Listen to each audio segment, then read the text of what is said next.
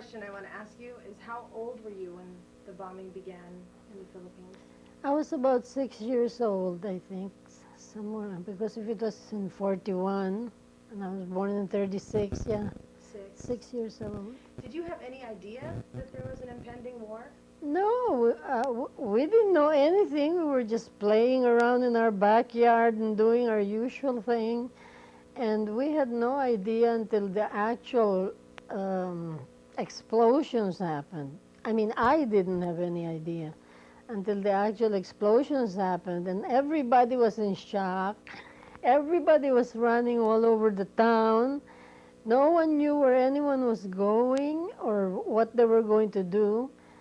And my where I was living, our house was like a vegan, the province of vegan style house. So, and in the back of that, there was like an outhouse with a bridge. And that's all I saw my mother do, is run back and forth from that bridge, and I don't know what she was up to. In the meantime, all these explosions, and she was coming in and out from that outhouse there in the middle of the backyard. And then all of a sudden, she just grabbed me, and we went under the bed, and she was on top of me. She was covering me, and we were under the bed. All of us were hiding under the bed because Nichols Field, which was their target, is right next to, not very far from where we lived. So your father was with you too? Yeah. When all this happened? Yes, everybody was there. My grandmother, father, and my mom and I were the ones. And next door was my aunt with her own children. She lived next door. So when, after this bombing started, and then you knew already, did your mother tell you this is a war, what's happening, or did they even know? I don't think anyone knew anything. And besides, at that time in the Philippines, no one's going to waste time explaining anything to children. They're supposed to keep quiet. So I didn't know. I was so confused. I was so scared. My mother was crying and screaming. My grandmother was giving instructions where to put all her salt, her rice, all her goodies that she had, and all the maids were scampering around until finally we decided that since our house is that Spanish-style house I was talking about, the four corners of that house have a big 5-foot cement pillar. So there we built our shelter at first, and then we put sandbags in the windows. So that's where we were. We were all huddled together. We were holding each other and everything. This was during the bombing? During the bombing when the Japanese were coming in. Because it was a surprise. See, surprise attack in Pearl Harbor, and then they went to the Philippines. The next day? Yeah. So you made that bomb shelter a makeshift bomb shelter? Yeah, because for our thick walls, and then we put sandbags in the windows, and we were right there in that corner of the, what we call it, silong. Yeah, like the basement. Yeah, And did you have neighbors coming to your bomb shelter and no, things like that? everybody was too confused. It was just us and our maids that were with us there. And no one knew what was going on. I mean, maybe the adults knew. My dad, I'm sure, knew. But no, they didn't explain anything to us or say anything. But it was so scary. It was, we could see just explosions from the horizon, and at night all you see are lit explosions, just exploding all over the horizon, and it sounds like it's so close to you, and you don't know what to do and where to go or what. The sound of the planes? Yeah, the planes coming in that come in formation. When we look up, since, as I said, we're close to Nichols Field, an American encampment, we could see the red Japanese flag, which we used to call fried eggs. I hope not. You can say Edit that out. No, you can say that. And you can say words in Tagalog too, if it's more comfortable. Yeah, when we saw that, well, of course, besides that little shelter that we had in the corner, my grandmother also had one dug up in the backyard. But and then she lined it with we call it sahig. It's bamboo slats. So every time we would hear the sirens, that means there will be a raid. So we would run down in that shelter over there, and it was so scary because all the sides of it were just soil. It's just You're really under the ground. yeah, we're under the ground. It was all soil, and on top, my grandmother put bamboo and then sandbags. So that's where we used to go after we used the house at first, and then we went But to our. once there was occupation, then Yeah. there'd be raids and. Then we used the one in the backyard, but that's how it was for I don't know how long that bombings. The first invasion. Yeah, the first invasion. I'm not so sure, 2 or 3 days, and then the Japanese were all over with their. That's why up to now I cannot stand those hats that have 3 little flaps in the back, because all the Japanese wore that. I guess it's because it's hot there. So they wore that, and they had their boots and their rifles with the bayonets, and they were marching all over town, and all you could hear was clock, clock, clock, clock of their boots. And then, of course, then my dad started already with me. I'm going to have to hide, and you cannot tell anybody where I am. You might not see me for a long time, he says. But I have to hide because we're Americans. But you have to forget that, because we're going to say we're Spanish, because my grandmother's name is Ramirez, so it's Spanish. So we're going to say we have no American relation, and that we're Spanish, and that I'll have to be gone now and then, and I don't know what's going to happen.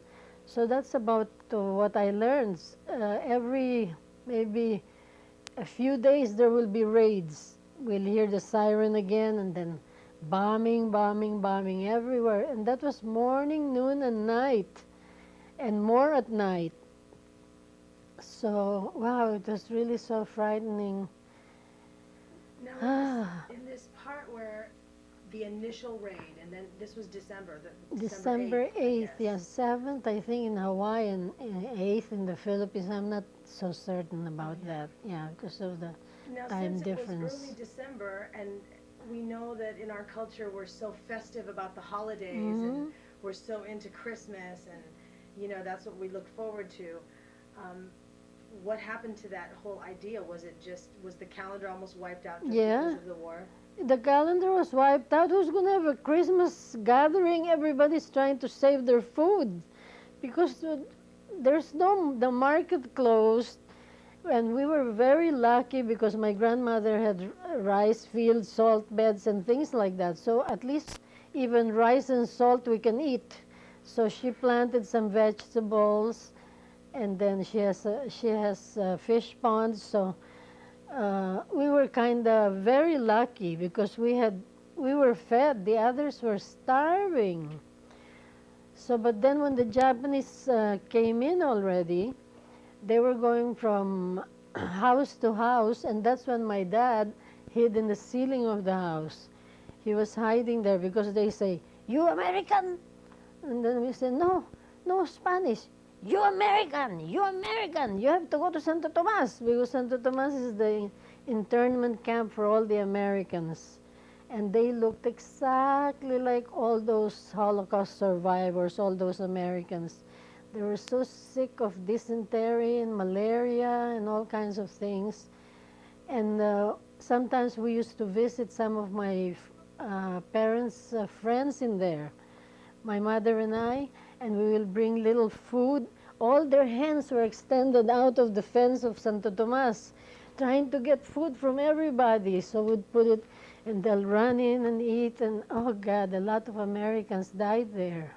Here you were a little girl, and you were witnessing this already. Yeah, and we were supposed to be in there that's why. But you felt brave enough to go and visit there? My mother and I used to go, not my dad. Well, because we had American friends that were starving. So we had to bring something. Some of them needed medicine for malaria. My uncle was a doctor, so we used to get some medicine from him and slip it through the fence. And it was really scary. And before you can go to Manila from Paranaque, my grandmother had her own carretela and her own those horse-drawn carriages and her own cochero. So she'll call for him, and then we would go to Manila when we want to go. The once in a while that we went to Santo Tomas to bring the food, and every about 10 blocks of the whole place, you had to stop and bow very reverently to the sentry. Or if you don't bow nicely and reverently, like he's a god, he'll slap you and shoot you right there. And my mother, who at that time was, I think she was pregnant with my sister, and he didn't like the way she bowed, so he went there and slapped her in the back. And no one could say anything. We just stood there, because if we said anything, he would have shot all of us. So we went, and during this time, my father went underground because of his color and the way he looks.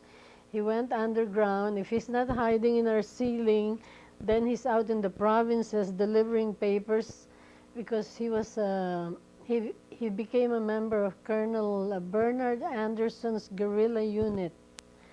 So I think he was a lieutenant, and my uncle Edgar was a captain, I think, something like that. I don't remember the ranks. But anyway, their job was to circulate papers, news from the United States, news from our beloved General MacArthur that we adore.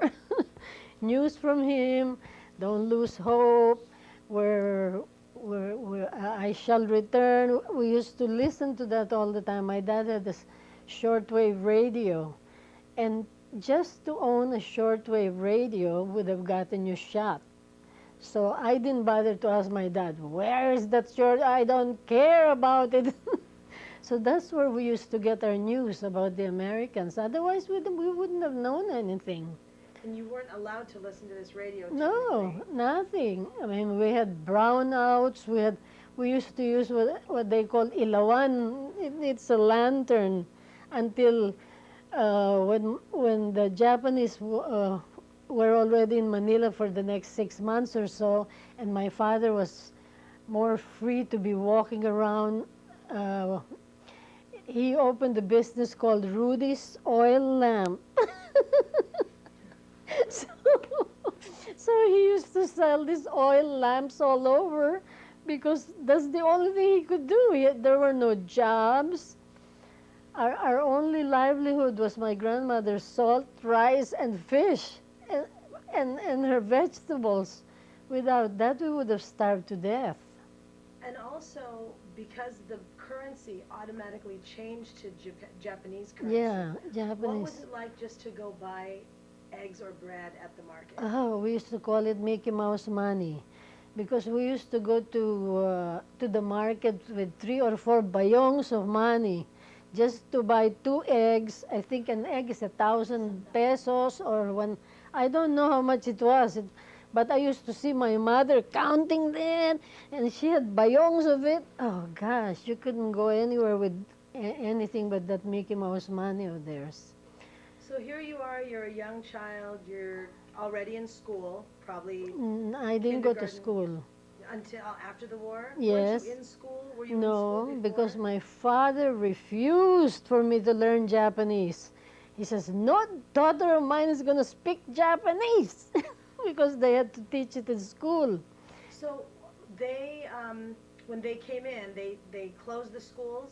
Is that what they did? Well, when the raids came, the schools were closed. Right. And then I never heard about any schools around town in Reopening. my hometown reopening. I think they were closed during the war. Was it open? But the Japanese came and Yeah, maybe I was not old enough for school. Yeah, so I didn't go. But I didn't go to school until after the war. That was about 45, I think. so you were almost 9 years old Yeah, before you could go to school. yes. And I went to Maryknoll College, and they didn't know what grade to put me in because I didn't start anywhere. So they put me in third grade first, and then next week they moved me up to fourth grade. So I started fourth grade after the war. I didn't go through kindergarten or 1, 2, 3. So 3 years of Japanese occupation before the Americans came back. Mm-hmm. During that 3 years, you didn't go to school. There were no jobs. Food Yeah. was very scarce. Mm-hmm. Your mother had a child Yeah. during this time. Yeah. I want to know, when you're in the bomb shelters during these raids, you had symbols of hope Yes. that you would hold on to, the group. Yes. Yes. I want you to tell me the story about the apple. Oh, our famous apple. Well, my dad, I guess, with his connections with Colonel Anderson, they brought I don't know how many crates of apples wherever they met, because they met in different provinces all the time, and gave all the guerrilleros, which my dad was one of them, an apple each to bring home to their families. One apple each. One apple each, because there won't be enough. and then, and when he came home, we heard the sirens again, and we all had to run to the bomb shelter, and we had this apple. And my dad says, "Wow, tignan mo itong mansanas na ito, ang sarap, nako, ilang taon na akong hindi nakakita ng mansanas." So, sabi niya, "Ipasa mo at amuyin natin." So, we all were sniffing this apple. Everybody passing it through everybody in the bomb shelter, this green apple. And then when it got to me, it was so strange. I never saw an apple before. And then I said, what's that? I wonder what that tastes like.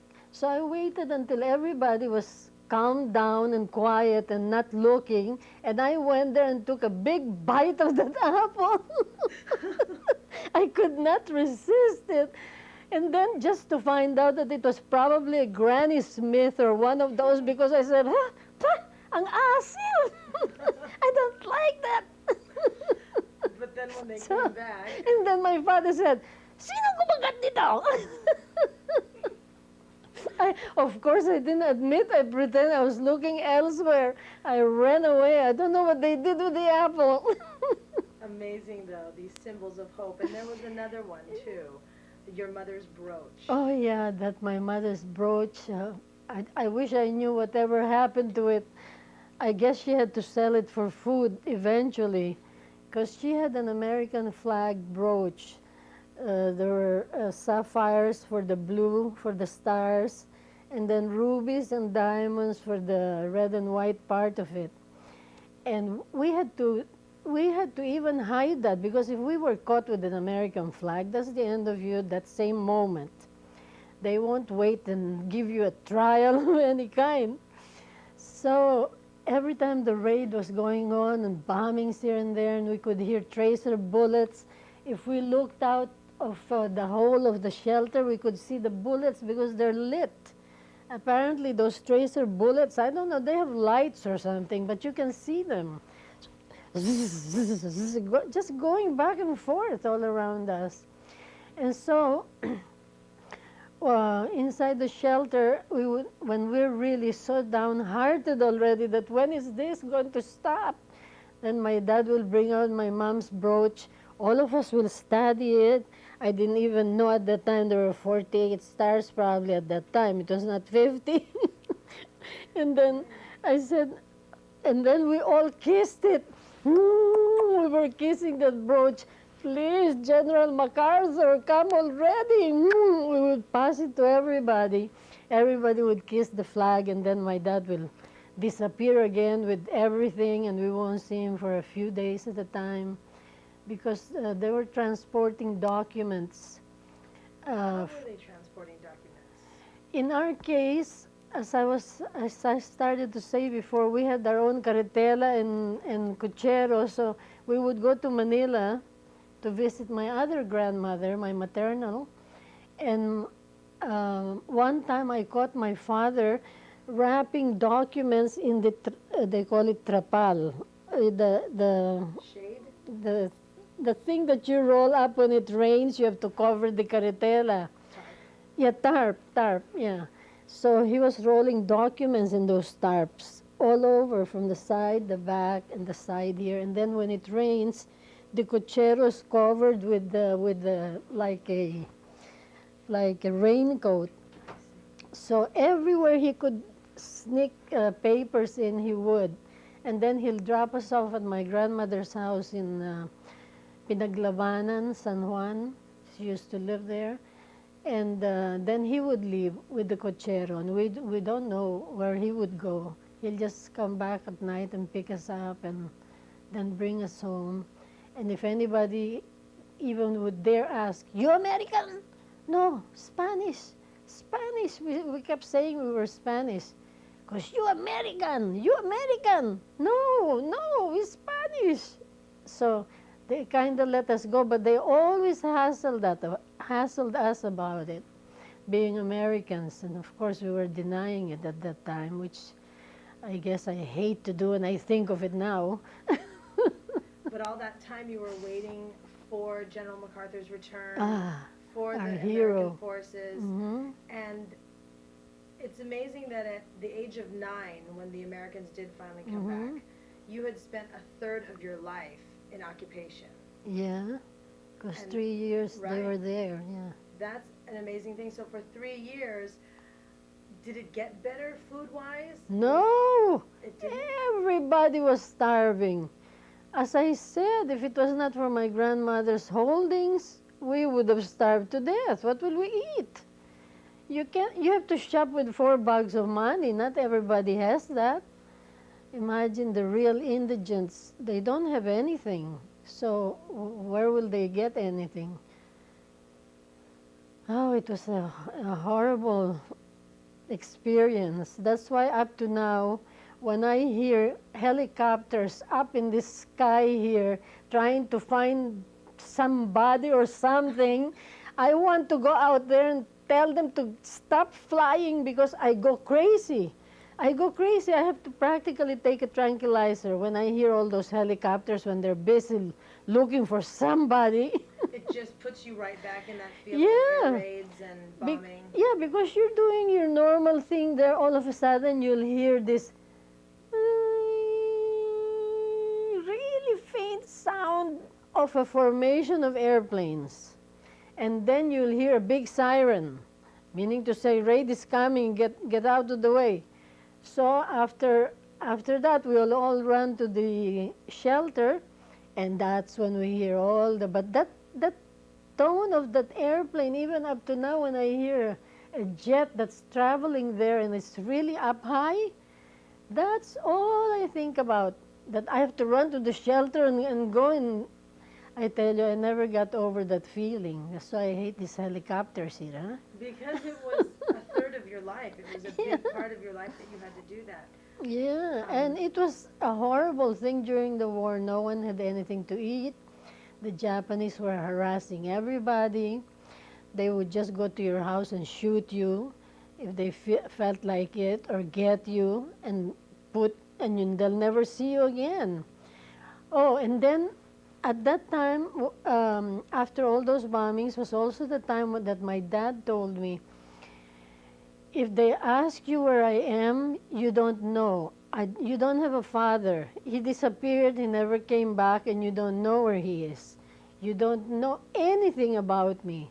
Because you see, that friend of mine, whatever his name was, his daughter was interrogated by the Japanese, And the poor kid was, what, maybe my age. And she was crying and crying because she didn't want to say where her father was, but she was so scared of the Japanese with all their arms and everything who'll come to your house that she told where her father was, and they went straight there and shot him on the spot. So I was carrying that in me. I won't tell where my father is. I don't care what they do. I won't tell. I used to, oh gosh, I used to have my hero worship on my dad. So it was really horrible.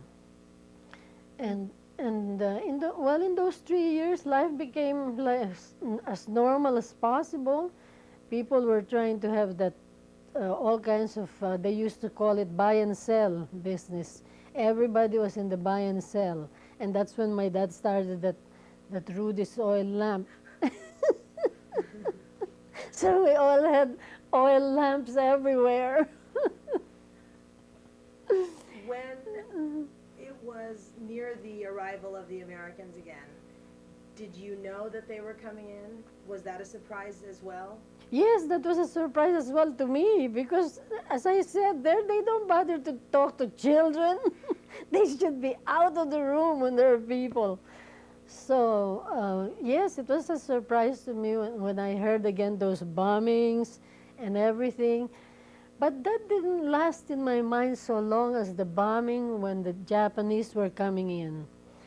It seemed to be like if the Japanese took 3 days, I think the Americans took a day and a half or two. And the next thing I knew, oh my God, they were marching in the main road of our barrio, which I am from La Huerta, Paranaque, and our main street is called the Meache del Pilar.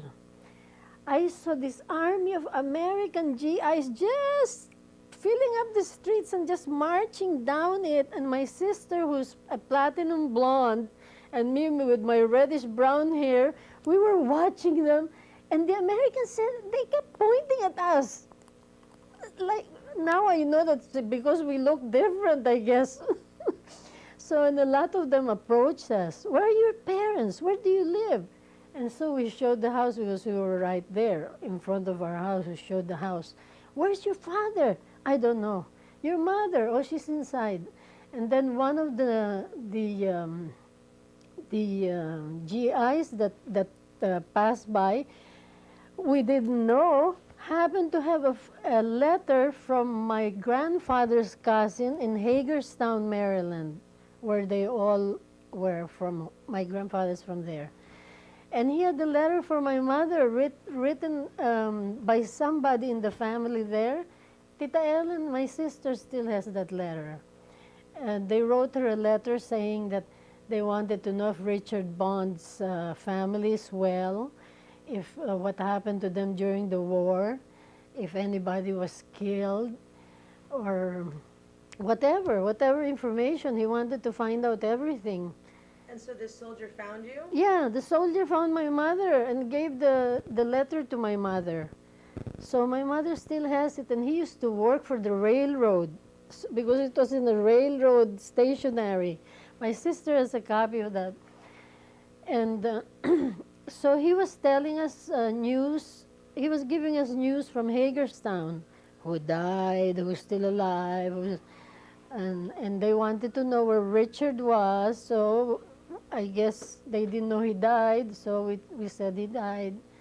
And so they marched, a lot of them marched down that street, Meache del Pilar, because that goes out to the Calle Real of Paranaque that goes to Manila. So I don't know where they came from. They just came from, when I looked, there was a big army marching down, going towards there, but a lot of them stopped to hold me and my sister's hair. They kept holding my sister. Maybe they thought she was an albino. Did you see them? Yeah. Change. Oh, okay. Okay, so the other, wait. Okay. You're gonna roll? Okay, you're rolling. Okay, I wanted to ask you about you as a child witnessing the dogfights of the airplanes between the Japanese and the Americans. What did you see? And as you're rolling. Okay, I wanted to ask you about you as a child witnessing the dogfights of the airplanes between the Japanese and the Americans. What did you see? And as a bunch of kids in your neighborhood, you know, were you together? What happened? Well, after those 3 years of the Japanese, we knew that I shall return is here, so we were already all so happy. And so we were not as scared as we were when they first bombed to come in, the Japanese. When the Americans were bombing, again, they were targeting Nichols Field because the Japanese got themselves entrenched there. They kicked out the Americans and they used it. So we used to climb our roof, and we had big, big mango trees and suha trees in our backyard. Pomelo, suha is pomelo. And so we used to hide under those branches and watch the formation of the Japanese planes coming in. And everybody, wow, insulting them, insulting them, calling them names and everything. And then from the left side, we would see a formation of planes with the red star. We were there clapping. Woo! We were clapping when we would see them. And then when the planes would fight with each other, shoot each other, we used to call that dogfight. When the dogfight started, you can see the actual plane get hit and come down. I think there were DC-3s that they used to use at that time. The moment the DC-3 got hit, down there, and every time it was an American plane, oh my God, we were all crying. But when it was a Japanese plane, we were clapping. All my cousins were jumping on top of the roof, and my grandmother, ay, mga punyeta kayo. I don't know if I should say that. Bumaba kayo dito. Pumunta kayo sa shelter. Baka matamaan kayo dyan. And she kept screaming at the top of her lungs. Punyeta kayo. So we used to go down there. But we used to be up in the roof clapping. And at that time we were enjoying ourselves because we knew MacArthur was there, our favorite. So once the Americans really came back and took over the country again, was it, in your perspective, being a child, because you were 9 years old now, so your time is going to be a different type of time than a grown-up's. Yeah. But did it seem like, well, you said the bombing seemed to only take 1 or 2 days. Yeah, and when the Americans were coming in, it was really like they were so strong that right away they were able to get rid of those guys and land. The paratroopers landed. So it was a quick transition. The Americans were in, Japanese out in a matter of a day or so. Or all gotten as POWs. They were all picked up as POWs. I don't know where they were put or something. But, yeah. You have one story about a Japanese soldier who told a story to your mom. Oh, yeah. I always cry every time I think of him. He was a very, very gentle Japanese. And he was, I think, a colonel or somebody with rank. And in the corner of our street, Amiacha del Pilar in a corner, they dug a trench there, like a little shelter for the soldiers to hide, and it had a cannon. So they can shoot the whole town if they want. So the head of that platoon that was there in that hole in our intersection used to come to the house, and he used to look at all my grandmother's preserves because she had a lot of preserves. She had a hutch that was full of preserves. What that? What that? What that? She had to explain everything. What is that? What is that? What is that? And then he would sit down and talk to my mom and say, you know, this is really terrible, what's going on. He says, because in Japan, I have a wife, I have a child, And I can imagine what they're going through right now. And heaven knows if he's from Nagasaki or one of those that was bombed. We don't know. But he was always talking about his wife and kid. And we never thought of Japanese as human. This guy has a wife. She has a kid.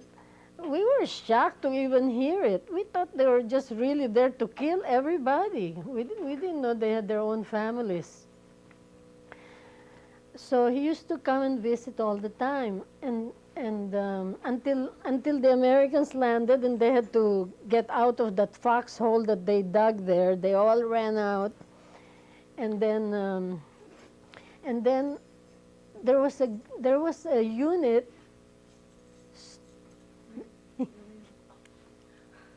There was a unit of those paratroopers that finally they were so shocked about my sister and I being there that they said, "Where are your parents? We want to talk to them. Where are they?" So finally I called my mother. She came out and she explained that she's Spanish and that my father's an American, and so that's why the kids look like that, he says. And so before we knew it, they used our house as their platoon headquarters, because we had that big vegan-style house. They were all there. And I was a little girl, and I never saw a bunch of handsome guys. I was shocked. I said, "Where do they come from? Look, they're blonde like Doris, my sister." I said, "Where do they come from? Are these the Americans?" And then one of them gave my sister Doris a Hershey bar. Of course, my sister Doris right away grabbed it, and when she bit into it, she said, "Pah! Pah!"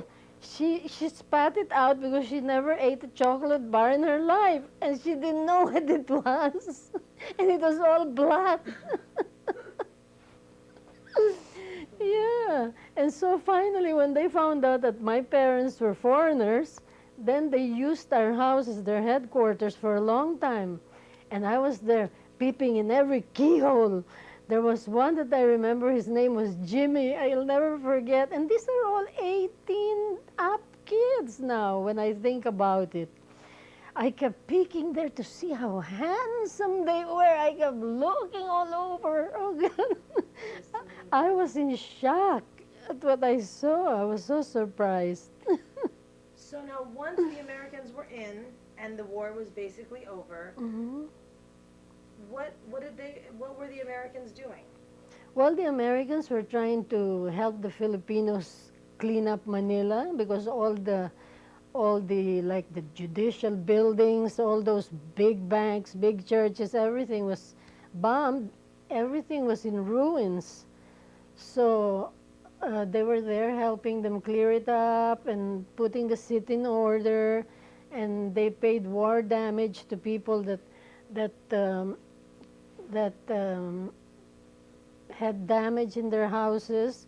And since our roof was blown off in one of the raids, when the Americans were coming in, our entire roof was blown off. Even our piano was studded with shrapnel. We had to remove it one by one. It was all sharp, our piano. So,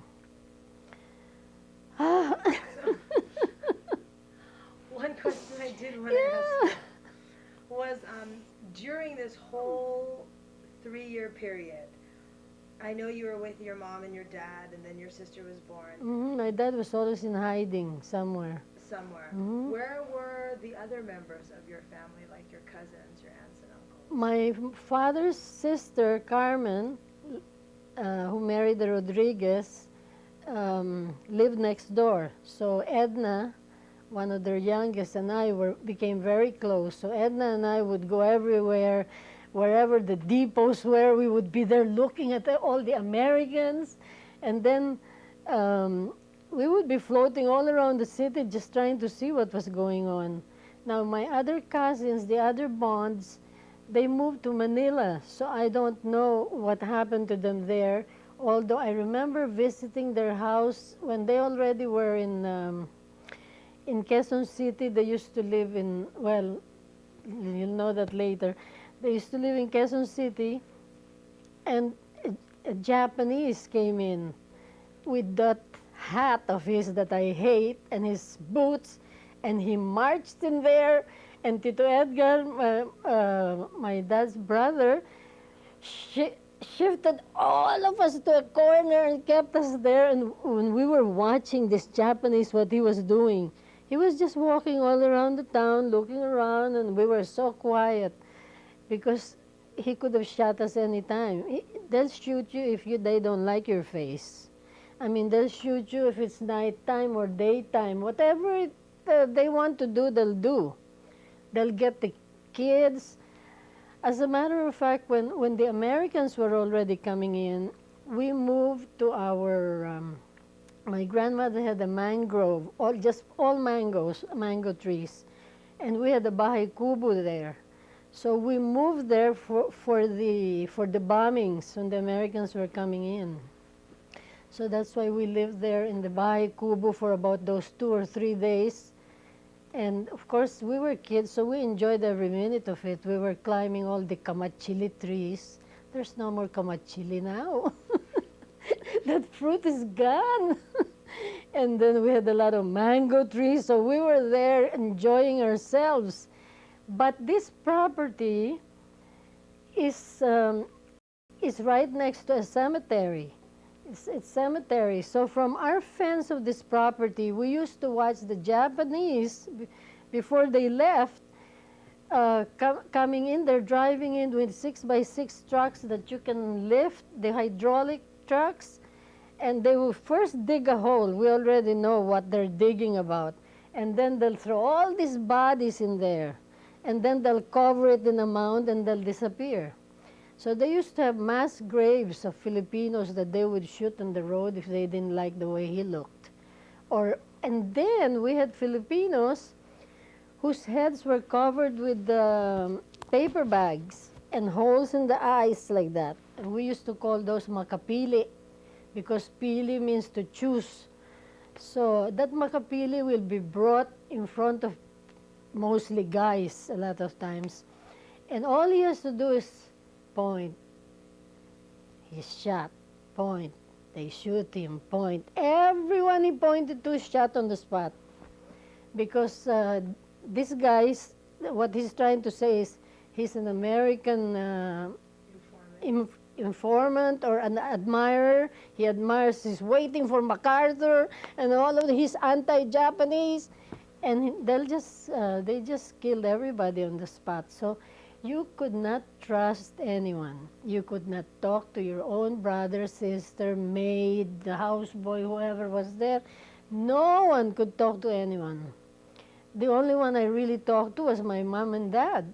And not even so much because my dad was gone. And my mother, who was a bundle of nerves with a baby, my goodness. And of course, towards the end of the war, we ran out of the cash money that we had. So my mother, who always had the greatest clothes on earth, she started selling all her clothes one by one to buy milk for my sister Doris because she couldn't breastfeed. What will she eat? She's not eating. She's eating rice and salt and rice and tomatoes. And she's trying to breastfeed my sister. And so she sold all her clothes, all her jewelry. She sold everything just to buy what we need at home that we cannot plant ourselves. Oh gosh, it was a horrible thing. So my mother ended up with nothing at all. But thank God that none of her brothers and sisters were killed. Their mother was okay. Those are the only things we looked at that time. We didn't care about anybody, what they look like. It's just survival. So it was, and then after when the Americans came in and they were cleaning up the city and helping the Filipinos clear all the rubble and everything, excuse me, then I started hearing word about independence, that the Filipinos wanted independence because that's how it started to begin with. They fought Spain for independence. The Americans came to help, and then the Americans stayed. And the Second World War broke out, and then the Americans were still there. And thank God, for without MacArthur in Manila Hotel, that was his permanent suite. Oh gosh. Great. Yeah, we really admired him. What a I tell hero. you, that's why my father named my brother Douglas, because Richard Douglas, after MacArthur, because he was such a hero to us. My God, his Ray-Bans. Ah, we admired those, and he was so handsome. Gosh, I want to ask you one last real quick question. Did you, as a child, know anything about the atom bomb in Japan? Did you know that they were bombed with a type No. of bomb that wiped out? I didn't know They anything, didn't say anything. until later on when I started going to school already. Then I learned those things. I didn't know Nagasaki was bombed. Well, I may have heard Nagasaki was bombed, but I didn't What does know that mean? it was the atomic bomb and everybody's dead and things like that. So only far later, and then Yeah, they said, far "Oh, later I heard about Hiroshima and Nagasaki. So of course we were saying, good for them, good for them. The whole country should have been bombed. Well, and that was the bomb that ended Yeah, the war. yeah. So that was a great interview. Thank you. You did So well. If I remembered half of it. You did great. I cried, but you didn't. Okay. No, I tried Oh, not your to cry. microphone, I know you were. Oh.